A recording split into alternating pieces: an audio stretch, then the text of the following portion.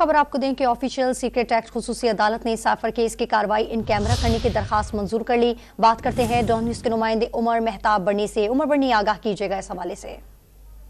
جی بالکل، official secret act خصوصی عدالت نے سائفر کیس کی کارروائی ان کیمرہ کرنے کی درخواست منظور کر لی ہے۔ درخواست پروسیکیوشن کی جانب سے آفیشیل سیکرٹ ایکٹ کے سیکشن 14A کے تحت دائر کی گئی تھی۔ عدالت نے قرار دیا کہ سائفر کیس کی آئندہ سماعت ان کیمرہ ہوگی، جس کا مطلب یہ ہے کہ میڈیا کو جو ہے عدالت تک رسائی جو ہے وہ نہیں ہوگی۔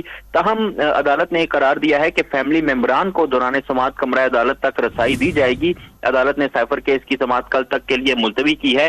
اس حوالے سے آپ کو بتائیں تو آج جو پروسیکیوٹر رضوان عباسی جنہوں نے یہ درخواست دائر کی تھی، انہوں نے موقف اپنایا کہ سیکشن 14A کے تحت سماعت ان کیمرہ ہونی چاہیے۔